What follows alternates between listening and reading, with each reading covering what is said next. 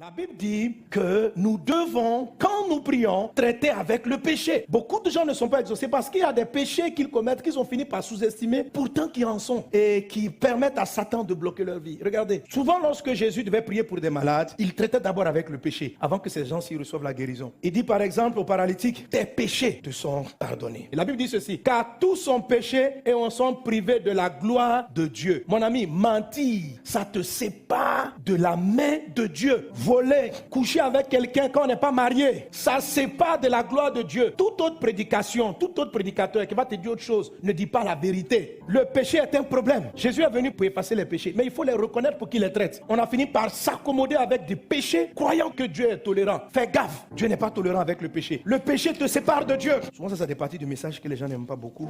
Mais dis à ton voisin, il s'en fout, il va prêcher. Tu n'es pas content de ton problème, tu es content, gloire à Dieu. Alléluia. Mais c'est la vérité. Beaucoup de non-exaucements viennent du péché. On dit non, ce n'est pas le temps de Dieu. Ça a été le temps de Dieu il y a longtemps. Mais le péché empêche la main de Dieu d'agir. Non, la main de l'Éternel n'est pas trop courte pour sauver, ni son oreille trop dure pour entendre. Mais ce sont vos crimes qui mettent une séparation entre vous et votre Dieu. Ce sont vos péchés qui vous cassent sa face et l'empêchent de vous écouter. Il va arriver plus loin dans un texte où il va dire ceci. À cause du péché, à cause de l'iniquité, au milieu de l'abondance, vous ressemblez à des morts. Quand le péché est là, ton voisin va être béni, ta voisine sera bénie et tu ne seras pas béni. Qu'aujourd'hui, tout le monde puisse participer à la sainteté de Dieu. Amen. Il y a des personnes qui disent, ah mais pasteur, si cela est vrai, comment ça se fait que certaines personnes, je sais qu'elles vivent dans l'adultère et puis elles prospèrent? C'est une séduction. En fait, il faut comprendre ceci. Satan ne fait rien de bon. Satan ne peut même pas élever quelqu'un. Il dit ce qui se passe, c'est que Satan n'attaque pas certaines personnes pour que ces gens-là servent de modèle au mal. Autrement dit, la dame, elle est là, elle est dans son adultère caractérisé. Pour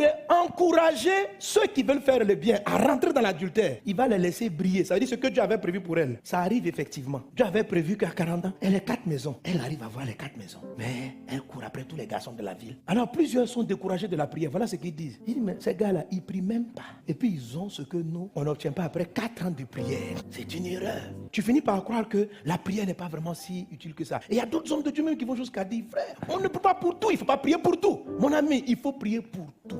Il faut prier pour tout. Maintenant, il y a des gens que Satan combat. Il empêche qu'ils saisissent cela. Ce sont ceux qui sont ses adversaires, ceux qui craignent. Le chrétien est combattu. C'est pourquoi tu dois prier. C'est-à-dire que ce qui arrive pour les gens sans qu'ils prient, là, toi aussi tu ne pries pas. Parce que vous n'êtes pas du même quartier. Imaginez que Satan détruisait tous les païens. Mais qui allait vouloir devenir païen? Il faut qu'il t'envoie des faux pasteurs qui couchent avec les filles en désordre pour te dire, oh, même le grand prophète, j'ai vu qu'il touche les filles du quartier. Moi aussi, pourquoi pas? Frère, c'est pour aller en enfer. Il y a longtemps que ce gars est dans son camp. C'est un modèle mensonger. Le temps marqué, il va le détruire. Ne les imite pas. Dieu a dit que tu vas aller au sommet, tu vas aller au sommet. Mais toi, s'il te plaît, ne laisse pas le péché entrer dans ta vie. Parce que quand le péché va entrer, là, tu auras une dette envers lui. Et c'est là qu'il va pouvoir maintenant attaquer ton élévation. Maintenant, quand tu n'es pas clair, Satan ne sait pas si à un moment donné, tu peux basculer pour partir à Jésus. Là, il ne te laisse vraiment pas monter. Une fois que tu as fait un contrat avec lui, il s'assoit là-dessus. Il ne t'élève pas, il ne peut pas trop te rabaisser aussi. Il te garde dans une situation mi-figue, mi-raisin. Si tu montes là, peut-être que quand tu vas arriver là-bas, tu vas dire, je veux bien marcher avec Jésus. La vie est un choix. Il ne faut pas être un peu avec Dieu, un peu avec Satan. Ça ne marche pas. Tu es avec Satan en même temps. Et si tu l'as fait, quand tu arrives à la phase 6, demande à Dieu pardon. Mais ne fais pas comme si tu n'as pas péché. Tu arrives, tu pries, tu lèves les mains, tu danses dans l'église comme si de rien n'était. Et après ça, tu pries, oh Père, décante ma situation. J'ai besoin de 10 millions tout de suite. Tu as fait de mal parler aux gens, 2 millions, tu ne seras pas entendu. Tu dis, mais je connais des gens, ils parlent toujours mal. Et puis eux, ils ont beaucoup d'argent. Ce sont les modèles pour t'attirer vers le péché. Quand quelqu'un vit dans l'iniquité, je ne le connais pas. Il me dira, Seigneur, j'ai eu les milliards en ton nom. Il dit, mais ouvrier d'iniquité, c'est pas toi qui couches avec tous les hommes du quartier. Je ne t'ai jamais connu. Donc, il ne faut pas les copier. Toi, tu appartiens à Christ. Et quand tu pries comme ça, ne regarde pas les autres, prie pour tout le monde. Quand tu te mets à genoux, que tu te souviens des paroles que tu as dit, fais le Notre Père. Pardonne-nous nos propos, pardonne-nous nos paroles, pardonne nos impudicités. Et même si tu te souviens que ton frère fait ça, toi tu ne fais pas, vous êtes un corps. Prie pour lui. Papa, je sais que mon frère il a un problème avec l'homosexualité. Je t'en supplie pour lui. Délivre-le, délivre ma soeur. Ouvre ses yeux sur ce mal.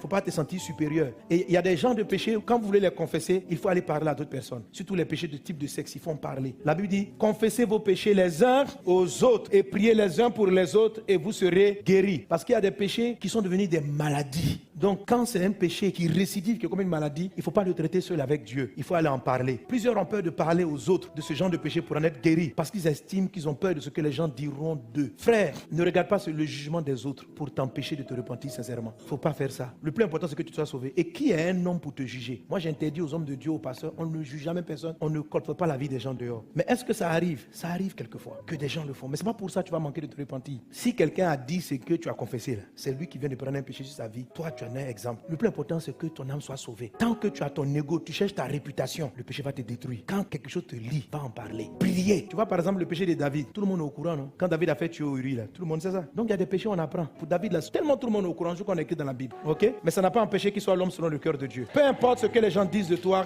ne regarde pas trop ta réputation. Et vous qui colportez, qui êtes-vous pour juger? Qui êtes-vous? Nous tous ici, on est des graciers. Ou bien, est-ce que Dieu a rassemblé les gens qui n'ont pas péché? Mon frère, nous tous là, Dieu nous a fait grâce. On est des bandits, on nous a pris ici en détail. Et puis on est arrivé, on cherche Dieu. Dieu nous a sauvés, nous tous, c'est la grâce. Donc, tu ne peux pas t'établir pour juger ton frère. Qui es-tu? Il a ses luttes. Toi aussi, tu as tes propres luttes. Laisse-le s'en sortir. Il vient t'en parler, vous allez prier. Toi, tu prends, tu peux aller raconter sur les toits. Qui es-tu? Alléluia. Que Dieu te bénisse. Merci Seigneur.